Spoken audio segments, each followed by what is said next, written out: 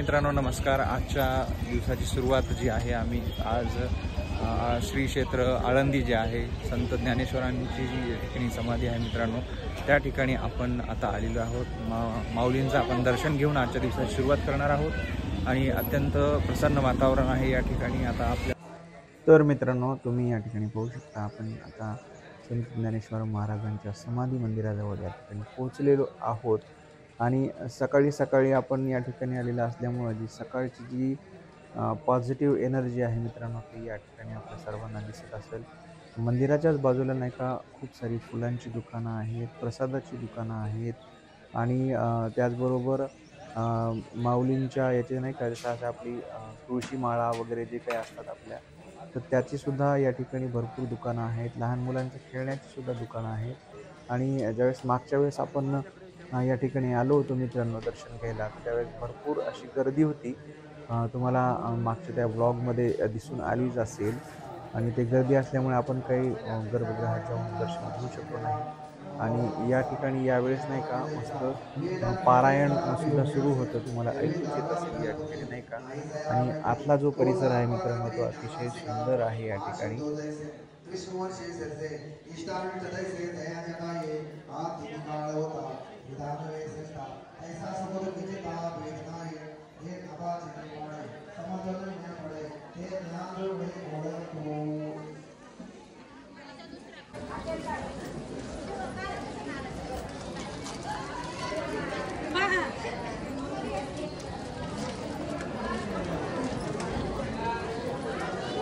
Hello hello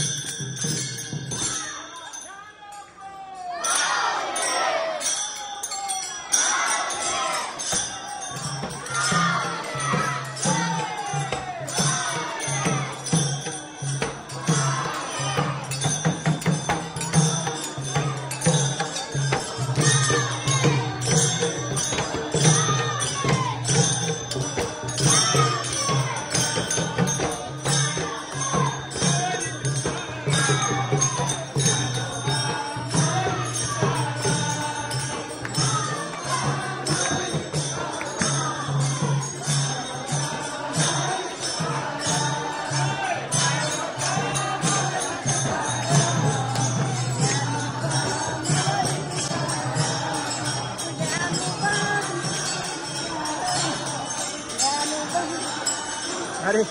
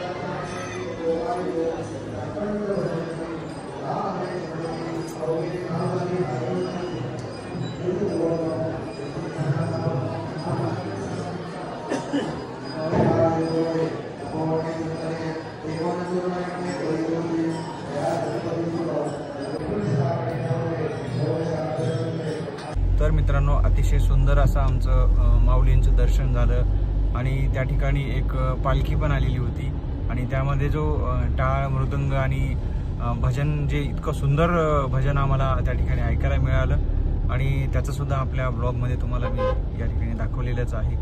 त्यामुळे आता मस्त सकाळची सुरुवात जी आहे आपली ती माऊलींच्या दर्शनानं सुरू झालेली आहे आणि आता आपल्याला पुढचे कामं करायला आता निघायचं आहे. तर चला आपण भेटूया नंतर. तर मित्रांनो, आपण नाही का आता पुण्यातले कामं सगळे आटोपले आपले आणि त्यानंतर आपण पुण्याजवळच नाही का शिरगावच्या जवळ प्रति शिर्डी साईबाबांचं मंदिर आहे. त्या मंदिरामध्ये आपण दर्शनाला आलेले आहोत आणि आपल्यासोबत कोण कोण आहे? हा अथर्व. मागच्या म्हणजे 1 वर्षानंतर आम्ही आता भेटलेलो आहोत. मागे ज्यावेळेस आपण त्र्यंबकेश्वरला गेलो होतो त्यावेळेस तुम्ही त्या ब्लॉगमध्ये याला बघितलं असेल नक्कीच. आणि समोर आपला अभिजित आहे, हा इकडे दिसला. आणि पाठीमागे आमचे जीवन साहेब जे आहेत ते थोडे बिझी आहेत, ते येत आहेत थोड्या वेळामध्येच नाही का. तर आता मस्तपैकी दर्शन वगैरे करून घेतो आणि तुम्हाला इथलं मंदिर पण दाखवतो. मोबाईल बंद आहे म्हणते इथं, मोबाईल वापरण्यास बंदी आहे.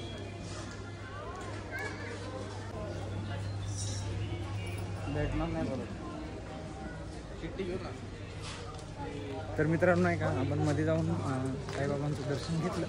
मंदिरामध्ये नाही का फोटो आणि व्हिडिओ काढण्यास सक्त मनाई होती या ठिकाणी. त्यामुळे आपण काही त्या ठिकाणी काहीच काढू शकलो नाही. आता आपण थोडंसं पलीकडे जाऊन अजून इथं काय काय गोष्टी आहेत त्या आपण आता एक्सप्लोअर करणार आहोत. हे बघा, अतिशय भव्य सुंदर असं म्हणजे प्रतिकृतीच केल्यासारखं या ठिकाणी कन्स्ट्रक्शनचं काम चालू आहे. इथे भाविकांसाठी नाही का अन्नछत्र राजवाडा हा आहे, भव्य दिव्य. बघा तुम्ही, म्हणजे जुन्या काळात राजे महाराजांचे जसे राजवाडे होते त्या राजवाड्याचं जरासं लुक या ठिकाणी आपल्याला दिसतंय. आणि बघा इथे महाप्रसादाची वेळ पण लिहिलेली आहे.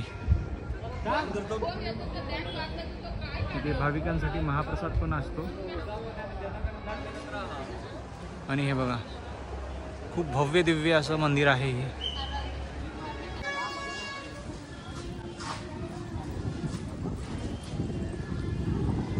अतिशय सुंदर मंदिर आहे मित्रांनो, पुण्यापासून जवळच आहे. शिरगाव, पुण्यापासून जवळ शिरगाव, साईनगरी म्हणून या ठिकाणी ओळखलं जात आहे.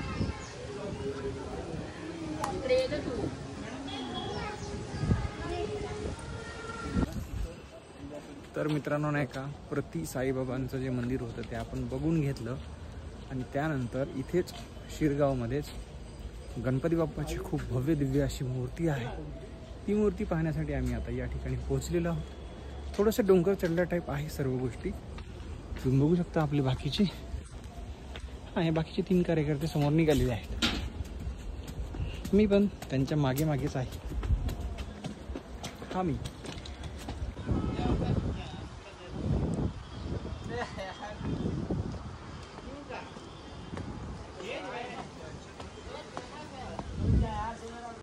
तर मित्रांनो, आपण नाही का छोटासा डोंगर चढून आता या ठिकाणी पोहोचलेलो आहोत आणि ही जी छोटीशी गणपती बाप्पांची जी मूर्ती दिसते आपल्याला या ठिकाणी, सेम याच मूर्तीची प्रतिकृती जी आहे ती बघा या ठिकाणी तुम्हाला पाठीमागे दिसेल.